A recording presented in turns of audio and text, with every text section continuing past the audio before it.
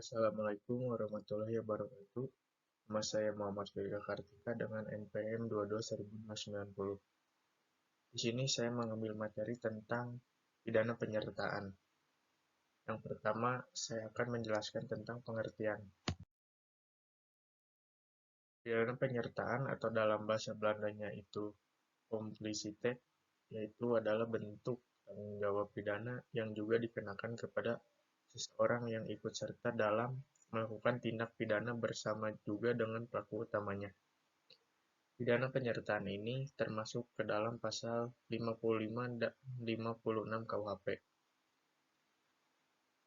Isi pasal 55 KUHP adalah seseorang dapat dipidana sebagai penyerta dalam suatu tindak pidana jika ia memberikan bantuan, lalu juga dorongan atau nasihat kepada pelaku utama, atau juga memberikan persetujuan untuk melakukan tindakan pidana tersebut. Lalu, pasal 56 KUHP menyebutkan bahwa pidana penyerta dapat dikenakan dalam semua tindak pidana yang ada dalam KUHP. Lalu, ada juga teori menurut para ahlinya. Salah satunya John Peirce. Pidana penyertaan adalah suatu bentuk tanggung jawab pidana yang dikenakan kepada seorang yang ikut serta juga dalam melakukan tindak pidana bersama dengan pelaku utama. Seorang yang melakukan pidana penyertaan ini tidaklah melakukan tindak utama dalam tindak pidana tersebut, tapi juga memberikan bantuan atau kontribusi dalam pelaksanaan tindakan utama. Nah, John Peirce itu memandang bahwa penyerta ini dalam tindak pidana memiliki peran yang sama pentingnya dalam pelaku utama. Karena tanpa si bantuan penyerta ini, kalau melakukan tindakan pidana, pelaku utamanya itu tidak akan berhasil dalam melakukan tindakan pidana tersebut jika tanpa bantuan si penyertanya. Lalu, ada dasar hukumnya. Dasar hukum di sini saya mengambil di dalam KUHP nasional. Walaupun yang sebelumnya saya jelaskan itu dalam KUHP WVS. Dasar hukum KUHP nasional. Ada dalam pasal 20, lalu pasal 21 ayat 1 sampai 5, lalu pasal 22. Selanjutnya ada dasar hukumnya, ada contoh kasusnya. Nah, contoh kasus di sini saya mengambil tentang kasus Ferdy Sambo. Mungkin kalian sudah mengetahui tentang kasus ini. Singkatnya, Ferdy Sambo itu menjadi tersangka dalam kasus pembunuhan Brigadir J. Kabareskrim Polri Komjen Agus Adrianto menerapkan pasal pembunuhan berencana terhadap Sambo atas perannya dalam membuat skenario pembunuhan. Nah, dengan kasus pembunuhan berencana ini, Sambo dikenakan pasal 340 subsidiar, pasal 338 junto, pasal 55 dan 56 KUHP. Dengan ancaman hukuman mati, penjara seumur hidup, atau penjara selama-lamanya dalam 20 tahun. Isi pasal 340 KUHP itu, barang siapa dengan sengaja dan dengan rencana terlebih dahulu merampas nyawa orang lain, diancam karena pembunuhan dengan rencana dengan pidana mati atau pidana penjara seumur hidup, atau selama waktu tertentu paling lama itu 20 tahun. Lalu, dalam pasal 338 KUHP itu, barang siapa dengan sengaja merampas nyawa orang lain, diancam karena pembunuhan dengan pidana penjara paling lama 15 tahun. Dan ada juga dalam pasal 55 KUHP ayat 1. Mereka melakukan, yang menyuruh melakukan, dan yang turut serta melakukan perbuatan.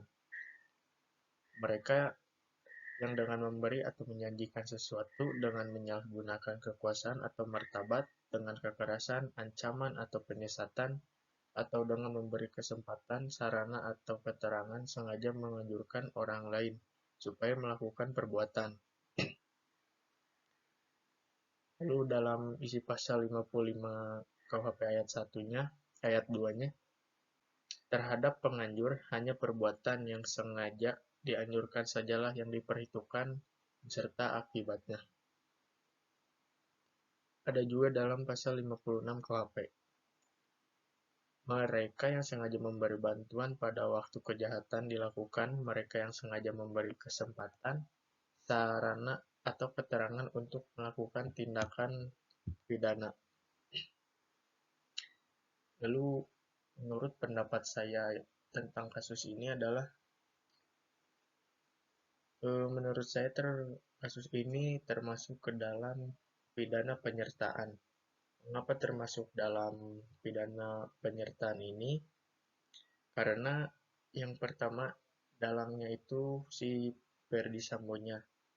Nah, si Ferdy Sambonya ini mempunyai jabatan dan kekuasaan dalam melakukan tindakan dengan melibatkan salah satu seorang yang bernama Richard Eliezer untuk membunuh atau menembak Brigadir J.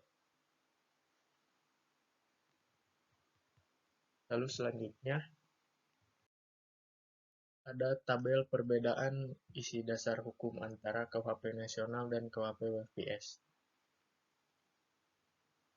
Nah, di sini yang pertama ada di KUHP WPS. Pasal 55 sampai pasal 62 itu termasuk ke dalam pidana penyertaan menurut pasal KUHP WPS. Yang pertama ada pasal 55. Dipidana sebagai pelaku tindak pidana 1. Mereka yang melakukan, yang menyuruh melakukan, dan yang turut serta melakukan perbuatan. Mereka dengan memberi atau menjanjikan sesuatu dengan menyalahgunakan kekuasaan atau martabat, dengan kekerasan, ancaman, atau penyesatan, atau dengan memberi kesempatan, sarana, atau keterangan sengaja menganjurkan orang lain supaya melakukan perbuatan. Lalu, terhadap penganjur, hanya perbuatan yang sengaja dianjurkan sajalah yang diperhitungkan beserta akibatnya. Dalam pasal 56, dipidana sebagai pembantu kejahatan. Mereka yang sengaja memberi bantuan pada waktu kejahatan. Yang kedua dilakukan, mereka yang sengaja memberi kesempatan, sarana, atau keterangan untuk melakukan kejahatan. Pasal 57. Dalam hal pembantuan maksimum pidana pokok terhadap kejahatan dikurangi sepertiga jika kejahatan diancam dengan pidana mati atau pidana penjara seumur hidup. Dijatuhkan pidana penjara paling lama 15 tahun, pidana tambahan bagi pembantu sama dengan kejahatan sendiri.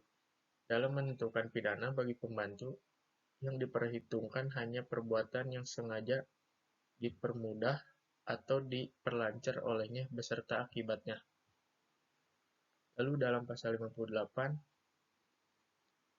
dalam menggunakan aturan-aturan pidana, keadaan pribadi seseorang yang menghapuskan, mengurangi, atau memberatkan pengenaan pidana hanya diperhitungkan terhadap pembuat atau pembantu yang bersangkutan itu sendiri.